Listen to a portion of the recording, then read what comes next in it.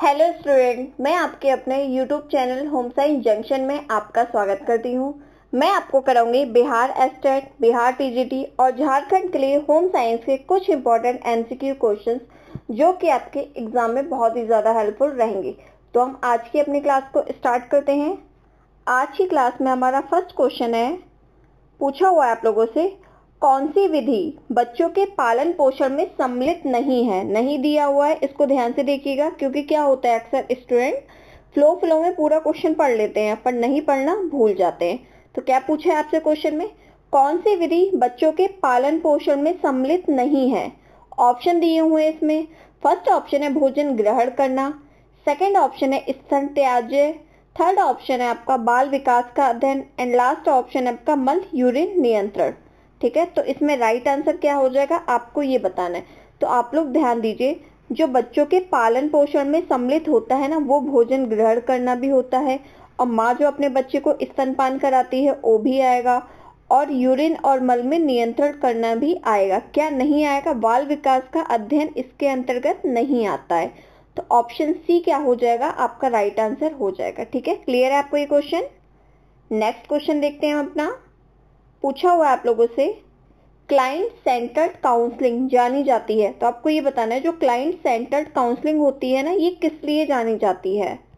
Option दिए हो इसमें, इसको डायरेक्टिव काउंसलिंग कहते हैं, या पारिवारिक काउंसलिंग कहते हैं, या नॉन डायरेक्टिव काउंसलिंग कहते हैं, या इलेक्टिव काउंसलिंग के नाम से भी इसको जाना जाता है। तो आपकी जो क्लाइंट सेंटर्ड काउंसलिंग है ना, इसको नॉन डायरेक्टिव काउंसलिंग के नाम से इसको जाना जाता है। जैसे कि नाम से ही पता चल रहा है, क्लाइंट सेंटर्ड यानी कि क्लाइंट के ऊपर क्या होगी, सेंटर्ड यानी कि केंद्रित होकर ये क्या है, काउंसलिंग की जाती है। इसमें क्या होता है, इसमें व्यक्ति अपनी समस्या को खुद हल करता है।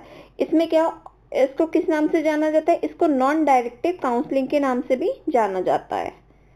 नेक्स्ट क्वेश्चन देखते हैं हम। पूछा हुआ है, प्रसार कार्यकर्ता की सफलता किस महत्वपूर्ण मौलिक गुण पर निर्भर करती है। तो आपको ये बताना है, जो प्रसार कार्यकर्ता है यानी कि एक्सटेंशन एजुकेटर है, तो उसकी जो सफलता होगी वो किस महत्वपूर्ण मौलिक गुण पर निर्भर करती है। ऑप्शन दिए हैं इसमें, उसका जीवन के प्रति रवैया तथा दृष्टिकोण बदलेगा, या उसका वाचनिक तथा संज्ञानात्मक क्षमता बदलेगी, या उसका व्यक्तित्व तथा जन समुदाय से जुड़ने की क्षमता होगी, या उसकी विद्वता तथा बौद्धिक क्षमता होगी। ठीक है, तो इसमें आपको राइट आंसर बताना है कि क्या होगा। तो जो प्रसार कार्यकर्ता है, इसकी सफलता के जो मौलिक गुण होगा ना, वो क्या होगा, जो उसका व्यक्तित्व होना चाहिए वो कैसा होना चाहिए, अच्छा होना चाहिए, और उसके जन समुदाय से जुड़ने की क्षमता उसके अंदर होनी चाहिए। किसके अंदर, प्रसार कार्यकर्ता के अंदर ये क्षमताएं होनी चाहिए। तो ऑप्शन सी क्या हो जाएगा आपका राइट आंसर हो जाएगा। प्रसार कार्यकर्ता कैसा होना चाहिए, व्यवहारिक होना चाहिए, लोगों की समस्या का समाधान करने वाला होना चाहिए, और जन समुदाय यानी कि लोगों से जुड़ाव रखने वाला होना चाहिए। क्लियर है आपको ये। अगला क्वेश्चन देखते हैं हम। इस क्वेश्चन में पूछा है, वृद्धि शरीर में किस प्रकार के परिवर्तनों को दर्शाती है। जो वृद्धि होती है यानी कि वृद्धि क्या होती है आपकी ग्रोथ, तो शरीर में किस प्रकार के परिवर्तन को दर्शाती है। गुणात्मक परिवर्तन को दर्शाती है, या मात्रात्मक परिवर्तन को दर्शाती है, या ए और बी दोनों को दर्शाती है, या इनमें से किसी को नहीं दर्शाती है। तो जो आपकी वृद्धि होती है ना, या ग्रोथ, तो जो आपकी ग्रोथ होती है वो शरीर में आपके मात्रात्मक परिवर्तन को दर्शाती है। तो ऑप्शन बी क्या हो जाएगा आपका राइट आंसर हो जाएगा। मात्रात्मक का अर्थ हो जाएगा यानी कि क्वांटिटेटिव। ठीक है, क्या हो जाएगा, क्वांटिटेटिव। ठीक है, क्लियर है आपको ये। और वृद्धि में क्या होता है, वृद्धि में हमारा शरीर का आकार तथा भार बढ़ता है। छोटा बच्चा होता है तो उसकी हाइट कम होती है, बच्चा बड़ा हो जाता है तो उसकी हाइट बढ़ती जाती है, और उसका वेट भी क्या होता है, बढ़ता जाता है। इसी तरह अगर विकास की बात की जाए, तो जो विकास होता है ना, विकास में कैसे परिवर्तन देखे जाते हैं, विकास में मानसिक, संवेगात्मक, भावनात्मक यानी कि शारीरिक भी संपूर्ण परिवर्तन देखे जाते हैं। यानी कि क्या कहा जाता है, समग्र विकास। क्या कहा जाएगा, समग्र विकास यानी कि होलिस्टिक डेवलपमेंट किसमें होता है आपका, विकास के अंतर्गत आता है। और जो विकास होता है, विकास चलता है आपका गर्भावस्था से लेकर मृत्यु तक। पर जो वृद्धि होती है, वृद्धि आपकी कब तक चलती है, वृद्धि आपकी लाइफ टाइम तक नहीं चलती है। वृद्धि आप लोगों ने देखा होगा, एक बच्चे की हाइट है, एक व्यक्ति की हाइट है, एक लिमिटेड ही बढ़ती है ना, 18 या 21 साल तक, इससे ज़्यादा ऐसा तो नहीं कि व्यक्ति बढ़ता ही चला जा रहा है, उसकी हाइट बढ़ती ही चली जा रही है, ऐसा नहीं होता। तो वृद्धि कब तक होती है? वृद्धि आपकी किशोरावस्था तक देखी जाती है। ठीक है, क्लियर है आपको ये? नेक्स्ट क्वेश्चन देखते हैं हम। इस क्वेश्चन में पूछा है आपसे, पहला विश्वविद्यालय जिसने सबसे पहले गृह विज्ञान में स्नातक कार्यक्रम प्रारंभ किया था। तो आपको ये बताना है कौन सा ऐसा विश्वविद्यालय है जिसने होम साइंस में स्नातक कार्यक्रम प्रारंभ किया था। ध्यान रखिए, होम साइंस में स्नातक की बात चल रही है। ऑप्शन दिए हुए हैं, मद्रास विश्वविद्यालय, सेकंड ऑप्शन है दिल्ली विश्वविद्यालय, एंड थर्ड ऑप्शन है MS विश्वविद्यालय बड़ौदा, एंड लास्ट ऑप्शन है पंजाब विश्वविद्यालय। तो इसमें जो राइट आंसर हो जाएगा वो हो जाएगा आपका मद्रास विश्वविद्यालय, यानी कि ऑप्शन ए क्या हो जाएगा? आपका राइट आंसर हो जाएगा। ठीक है, अगला क्वेश्चन देखते हैं हम। क्वेश्चन में पूछा है, जंगली रेशम सूक्ष्मदर्शी के नीचे संवर्धित रेशम से भिन्न दिखता है। ये आपको एक स्टेटमेंट दिया हुआ है। तो इस स्टेटमेंट में दिया हुआ है कि जो जंगली रेशम होता है, अगर हम उसको सूक्ष्मदर्शी से देखेंगे यानी कि माइक्रोस्कोप से देखेंगे तो नीचे संवर्धित रेशम से भिन्न होगा। यानी कि जो अच्छा रेशम होगा ना, कौन सा? सहतूत की पत्ती पे जो रेशम मतलब कीड़ा पलता है, उससे जो रेशम निकाला जाता है, अगर उससे निकाला हुआ रेशम देखा जाए और जंगली रेशम को माइक्रोस्कोप से, तो दोनों में क्या होगा? दोनों में डिफरेंस देखने को मिलता है, दोनों अलग अलग हो जाएंगे। तो ये स्टेटमेंट आपका सत्य है, असत्य है, या संबंधित नहीं है, या विवादित है, आपको ये बताना है। तो ये जो स्टेटमेंट दिया हुआ है ना, जंगली रेशम सूक्ष्मदर्शी के नीचे संवर्धित रेशम से भिन्न दिखता है, ये स्टेटमेंट आपका एकदम राइट है, यानी कि सत्य। ऑप्शन ए क्या हो जाएगा? आपका राइट आंसर हो जाएगा। ठीक है, तो आपके एग्जाम में ऐसे क्वेश्चन भी आ जाते हैं कि डायरेक्ट कोई स्टेटमेंट उठा लिया जाता है, स्टेटमेंट आपसे पूछा जाता है कि यह जो बात कही जा रही है ये सत्य होगी या असत्य होगी। तो आपको इस टाइप के क्वेश्चन भी रेडी करने पड़ेंगे अपने एग्जाम के लिए। इस क्वेश्चन में पूछा है आपसे, अपने प्रथम जन्म दिवस पर बालक अपने वजन का डैश हो जाता है। तो आपको ये बताना है कि अपने प्रथम जन्मदिन पर, यानी कि बच्चा कब बर्थडे कब होता है? 12 महीने बाद होता है, यानी कि बच्चा कब कितना बड़ा होगा? 1 साल का होगा। ठीक है, तो यहाँ पे क्वेश्चन घुमा के दिया हुआ है, डायरेक्ट आपसे क्वेश्चन ये पूछा है जो 1 साल के बालक का वजन होगा वो कितना होगा, आपसे ये पूछा हुआ है क्वेश्चन में। ऑप्शन दिए हुए हैं, 2 गुना होगा, 3 गुना होगा, कोई परिवर्तन नहीं होगा, या 4 गुना होगा। तो अपने प्रथम जन्मदिन यानी कि 1 साल के बालक का जो वजन होगा वो कितना हो जाएगा? 3 गुना हो जाएगा। ठीक है, जब बच्चा जन्मा होगा और 1 साल बाद उसका वजन कितना बढ़ जाएगा? 3 गुना हो जाएगा। और जो 2 गुना होता है, 2 गुना होता है 6 मंथ पर, जब बच्चा 6 महीने का होता है। ठीक है, क्लियर है आपको? ये आपका इंपॉर्टेंट क्वेश्चन है, तो आप लोगों को इसको ध्यान रखना है। इस क्वेश्चन में आप लोगों से पूछा है, निम्न में से गृह विज्ञान शिक्षण का सामान्य सिद्धांत कौन सा है? तो जो होम साइंस शिक्षण का सामान्य सिद्धांत है, आपको ये बताना है कि कौन सा है। निश्चित उद्देश्य का सिद्धांत है, या व्यक्तिगत भिन्नता का सिद्धांत है, या चयन का सिद्धांत है, या उपरोक्त सभी है। ठीक है, तो राइट आंसर क्या हो जाएगा? आपको ये बताना है। तो जो गृह विज्ञान शिक्षण का सामान्य सिद्धांत होता है वो निश्चित उद्देश्य का भी सिद्धांत होता है, व्यक्तिगत भिन्नता का भी सिद्धांत होता है, और चयन का भी सिद्धांत होता है। तो ये तीनों सिद्धांत होते हैं। तो इसके अकॉर्डिंग ऑप्शन हमारा डी सही हो जाएगा, यानी कि उपरोक्त सभी।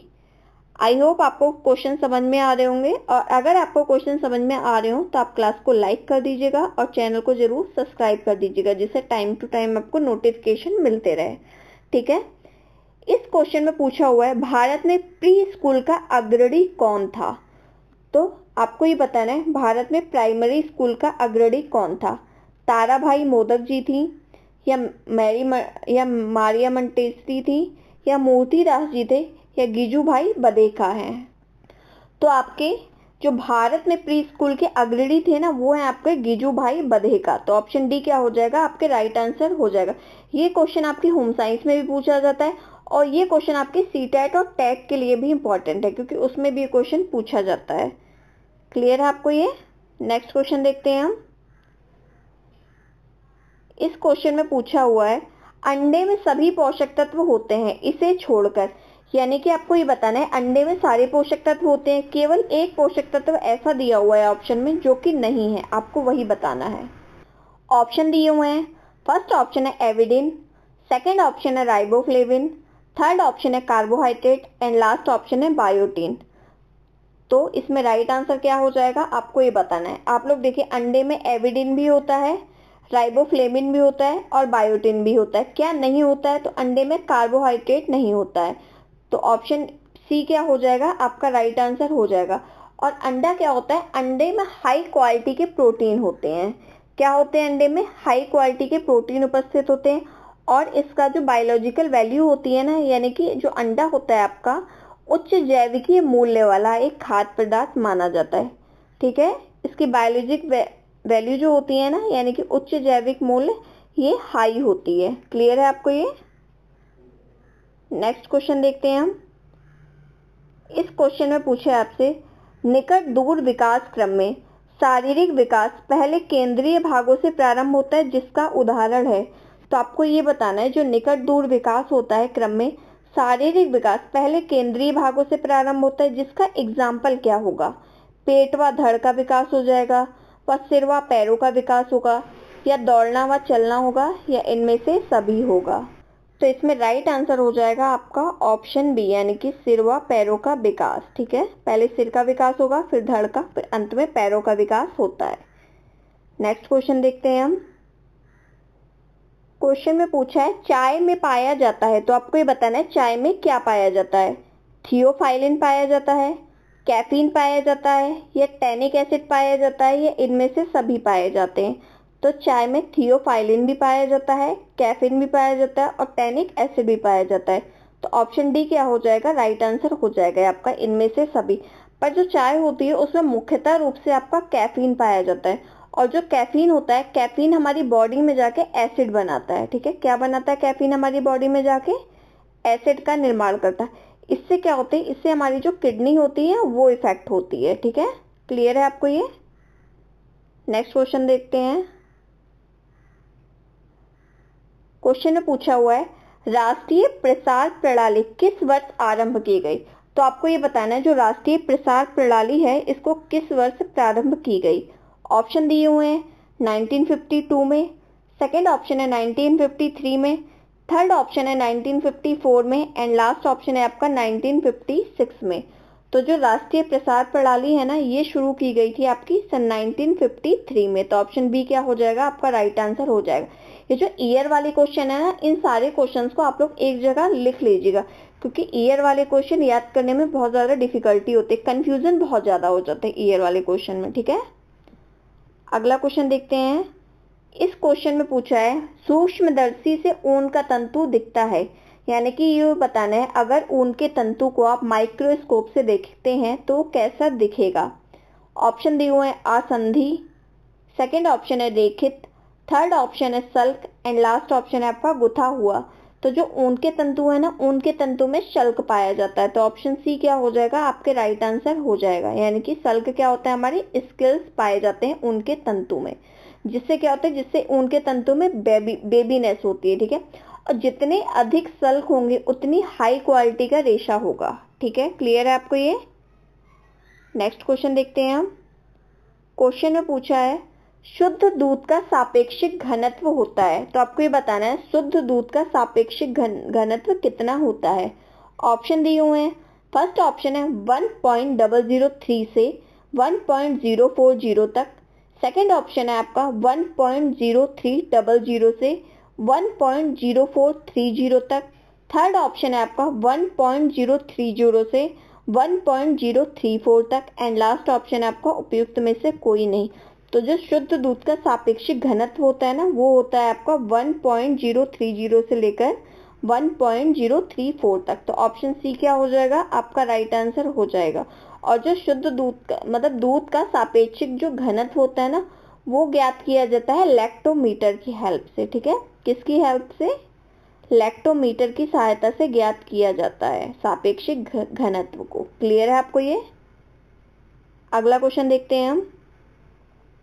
क्वेश्चन में पूछा है सेरीकल्चर निम्न बनाने की है। ऑप्शन दिए हुए हैं, फर्स्ट ऑप्शन है ऊन, सेकंड ऑप्शन है रेशम, थर्ड ऑप्शन है रेयॉन एंड लास्ट ऑप्शन है क्वायर। ठीक है, क्या ऑप्शन है आपका? लास्ट ऑप्शन है आपका क्वायर।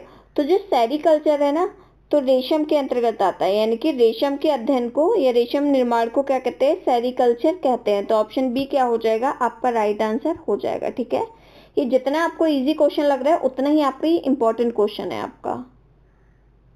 इस क्वेश्चन में आपसे पूछा है कि नाम वाली किस कार्यक्रम के तहत तैयार किए जाते हैं। ऑप्शन दिए हुए हैं। फर्स्ट ऑप्शन है एमडीएम, सेकंड ऑप्शन है मनरेगा, एंड थर्ड ऑप्शन है आपका एनएचएम, एंड लास्ट ऑप्शन है आपका एसजीएसवाई। ठीक है, तो आपको ये बताना है जो नाम वाली है किस कार्यक्रम के तहत तैयार किए जाते हैं। तो जो नाम वाली है वो मनरेगा कार्यक्रम के तहत तैयार किए जाते हैं। तो ऑप्शन बी क्या हो जाएगा, आपका राइट आंसर हो जाएगा। ठीक है, तो इस नाम वाली में क्या होता है कि जैसे मनरेगा में क्या किया जाता है, मनरेगा जो है वो कब आया, वो लागू किया गया सन 2005 में प्रारंभ किया गया। और मनरेगा की फुल फॉर्म होती है Mahatma Gandhi national rural employment guarantee, यानी कि महात्मा गांधी राष्ट्रीय ग्रामीण रोजगार गारंटी अधिनियम। तो एक अधिनियम है जो कि कब आया, जो कि आपका 2005 में, जैसे कि इसके नाम से भी पता चला है रोजगार गारंटी। तो ये मनरेगा किस लिए आया, ग्रामीण लोगों के रोजगार के लिए आया। तो इसमें नाम वाली का क्या काम था, तो नामावली का इसमें ये काम था, जैसे जो लोग को मतलब रोजगार के लिए आते हैं, यानी कि उनको कितने दिन का रोजगार दिया जाता है, 100 दिन का रोजगार दिया जाता है। तो उनकी हाजिरी लगाई जाती है। हाजिरी का मतलब होता है उपस्थिति, यानी कि अटेंडेंस। तो वो उसी नाम वाली में कराया जाता है। ठीक है, उसी नाम वाली एक कार्यक्रम था, मतलब उस कार्यक्रम के तहत क्या था, मतलब मनरेगा कार्यक्रम के तहत नाम वाली था, मतलब एक रजिस्टर टाइप था, उसको क्या बोला जाता था, नामावली बोला जाता है। इसी में उन व्यक्तियों की क्या लगाई जाती थी, उपस्थिति, यानी कि हाजिरी लगाई जाती थी। और जिस व्यक्ति की हाजिरी जितना ज्यादा होती थी, मतलब जो जितना ज्यादा एक्टिव होता, उसी को नेक्स्ट काम के लिए बुलाया जाता है। ठीक है, क्लियर है आपको ये क्वेश्चन। अगला क्वेश्चन देखते हैं हम। इस क्वेश्चन में आपसे पूछा हुआ है कृत्रिम रेशों के अंतर्गत निम्नलिखित कपड़े आते हैं। तो आपको ये बताना है जो कृत्रिम रेशे है उसके अंतर्गत कौन से कपड़े आएंगे। तो पहले मैं आपको ये बता देती हूँ कि कृत्रिम रेशे होते क्या हैं। जो रेशे, आपके रेशे दो प्रकार के होते हैं, एक होता है आपके प्राकृतिक रेशे और एक होता है आपका कृत्रिम रेशे। तो जो रेशे मनुष्य बनाता है, कौन, मनुष्यों के द्वारा बनाए जाते हैं, वो कौन से रेशे कहलाते हैं, वो कहलाते हैं आपके कृत्रिम रेशे। और जो रेशे हमें प्रकृति से प्राप्त होते हैं, नेचुरल फॉर्म में प्राप्त होते हैं, वो होते हैं आपके प्राकृतिक रेशे। तो कृत्रिम रेशों के अंतर्गत कौन से आएंगे, ऑप्शन दिए हुए इसमें, खादी के कपड़े आएंगे, या हैंडलूम के कपड़े आएंगे, या नायलॉन के कपड़े आएंगे, या सहतूत के शॉल आएंगे। तो इसमें राइट आंसर हो जाएगा आपके नायलॉन के कपड़े, क्योंकि नायलॉन क्या है, नायलॉन एक मैन मेड फाइबर होता है, यानी कि कृत्रिम रेशे के अंतर्गत आता है, ये मनुष्य द्वारा बनाया गया है। तो कृत्रिम रेशे के अंतर्गत क्या आ जाएगा, आपके नायलॉन आ जाएगा, टेरिलिन आ जाएगा, तो ये सारे पॉलिएस्टर आ जाएगा, ऑर्लोन आ जाएगा, एक्रिलिक आ जाएगा। तो जितने सारे कृत्रिम रेशे हैं वो सारे किसके अंतर्गत आ जाते हैं, ये मनुष्य ने सब बनाए हुए हैं। ठीक है, क्लियर है ये। नेक्स्ट क्वेश्चन देखते हैं हम। इस क्वेश्चन में आपसे पूछा हुआ है पंचवर्षीय योजना के उपरांत महिलाओं की समस्याओं के प्रति कल्याण से विकास की ओर एक उल्लेखनीय दृष्टिकोण शिफ्ट हुआ है। तो आपको ये बताना है किस पंचवर्षीय योजना के उपरांत जो महिलाओं की समस्या है उसके प्रति कल्याण से विकास की ओर, ये ध्यान रखिएगा आप। ठीक है, क्या, कल्याण से विकास की ओर एक उल्लेखनीय दृष्टिकोण यानी कि परिवर्तन शिफ्ट हुआ है। ऑप्शन दिए हुए हैं चतुर्थ पंचवर्षीय में, पांचवी पंचवर्षीय योजना के अंतर्गत, या छठी पंचवर्षीय योजना के अंतर्गत, या सातवीं पंचवर्षीय योजना के अंतर्गत। तो ये जो हुआ था ना, महिलाओं की समस्याओं के प्रति कल्याण से विकास की ओर एक दृष्टिकोण शिफ्ट हुआ था, ये हुआ था आपकी पांचवी पंचवर्षीय योजना के अंतर्गत। तो ऑप्शन बी क्या हो जाएगा, आपका राइट आंसर हो जाएगा। ठीक है, क्लियर है आपको ये। अगला क्वेश्चन देखते हैं हम। इस क्वेश्चन में आपसे पूछा हुआ है ऊनी कपड़े फिनिशिंग का अच्छा पदार्थ है। तो आपको ये बताना है जो ऊनी कपड़े होते हैं उसमें फिनिशिंग का अच्छा पदार्थ कौन सा है। ऑप्शन दिए हुए हैं। फर्स्ट ऑप्शन है क्लोरीन, सेकंड ऑप्शन है कैल्शियम क्लोराइड, थर्ड ऑप्शन है hydrogen peroxide, and last option है आपका सोडियम फ्लोराइड। तो जो ऊनी कपड़े के लिए फिनिशिंग का अच्छा पदार्थ माना जाता है वो माना जाता है हाइड्रोजन पेरोक्साइड को। ठीक है, तो ऑप्शन सी क्या हो जाएगा, आपका राइट आंसर हो जाएगा। ठीक है, तो अगर हम ऊनी कपड़े को हाइड्रोजन पेरोक्साइड के साथ मतलब धुलेंगे या फिनिशिंग देंगे तो ऊनी कपड़े के जो तंतु होते हैं ना उस पर कोई खराब यानी कि बैड इफेक्ट नहीं पड़ता है। ठीक है, नेक्स्ट क्वेश्चन देखते हैं हम। ये क्वेश्चन में पूछा हुआ है आप लोगों से, भावना का सामंजस्य का स्तर निम्नतम होता है, यानी कि भावना यानी कि इमोशन का जो सामंजस्य स्तर होता है ना वो निम्नतम होता है, तो किस में होता है ये बताना है आपको। ऑप्शन दिया हुआ है समझौता, सेकंड ऑप्शन है आपका प्रभुत्व, थर्ड ऑप्शन है स्वैच्छिक आत्मसमर्पण एंड लास्ट ऑप्शन है एकीकरण। तो भावना का सामंजस्य का स्तर किस में निम्न होता है, एकीकरण में निम्न होता है, तो ऑप्शन डी क्या हो जाएगा आपका राइट आंसर हो जाएगा। नेक्स्ट क्वेश्चन देखते हैं हम। इस क्वेश्चन में पूछा हुआ है, मधुमेह के रोगी को आहार देना चाहिए, तो आप लोगों को ये बताना है कि डायबिटीज के पेशेंट को कैसी डाइट देनी चाहिए। ऑप्शन दिए हुए हैं उच्च कैलोरी और कम प्रोटीन वाली, सेकंड ऑप्शन है कम कैलोरी और उच्च प्रोटीन वाली, थर्ड ऑप्शन है उच्च रेखा और उच्च कैलोरी वाली, एंड लास्ट ऑप्शन है कम कैलोरी और कम प्रोटीन वाली। तो जो डायबिटीज का पेशेंट होगा उसे कम कैलोरी और हाई प्रोटीन डाइट दी जाती है। ठीक है, यानी कि कैलोरी तो कम दी जाएगी पर जो प्रोटीन होता है वो हाई क्वालिटी का दिया जाता है, तो ऑप्शन बी आपका क्या हो जाएगा राइट आंसर हो जाएगा। ठीक है, इस क्वेश्चन में पूछा है आपसे, गृह विज्ञान ज्ञान और सेवा का क्षेत्र है जो मुख्य रूप से संबंधित है, किससे संबंधित है आपको ये बताना है। ऑप्शन दिया हुआ है पारिवारिक जीवन को समर्थ बनाने से, सेकंड ऑप्शन है महिलाओं को सशक्त बनाने से, थर्ड ऑप्शन है महिला और बच्चों को सशक्त बनाने से, एंड लास्ट ऑप्शन है समाज को समर्थ बनाने से। तो इसमें आपको ऑप्शन तो सारे राइट लग रहे होंगे, सारे सही लग रहे होंगे, पर आपको उस आंसर को राइट करना है जो आपका मतलब सबसे ठीक बैठ रहा हो। तो गृह विज्ञान किसका है, ज्ञान और सेवा का क्षेत्र जो मुख्य रूप से किससे संबंधित होता है, पारिवारिक जीवन को समर्थ बनाने से। ठीक है, तो ऑप्शन ए क्या हो जाएगा आपका राइट आंसर हो जाएगा। समाज की इकाई क्या होती है, समाज की इकाई होती है परिवार। अगर पारिवारिक जीवन समर्थ बनेंगे मतलब समर्थ बनाने में मतलब पारिवारिक जीवन आपके समर्थ रहेंगे, सारे आपके परिवार समर्थ रहेंगे, तो आपका जो समाज है ना, समाज ऑटोमेटिक कैसे रहेगा, समर्थ रहेगा। क्लियर है आपको ये। नेक्स्ट क्वेश्चन देखते हैं हम। इस क्वेश्चन में पूछा हुआ है, किस वैज्ञानिक के अनुसार नवजात शिशु एक कोरी स्लेट के समान है। तो ये किसने कहा कि नवजात शिशु एक कोरी स्लेट के समान है, आपको ये बताना है। ऑप्शन दिए हुए हैं जॉन लॉक ने कहा, बी हरलॉक ने कहा, या चार्ल्स डार्विन ने कहा, या फ्रॉइड ने कहा। तो जो नवजात शिशु को एक कोरी स्लेट के समान बताया वो बताया जॉन लॉक ने, तो ऑप्शन ए क्या हो जाएगा आपका राइट आंसर हो जाएगा। ठीक है, अगला क्वेश्चन देखते हैं हम। इस क्वेश्चन में पूछा है आपसे, नमी परीक्षण किस रेशे पर लागू होता है।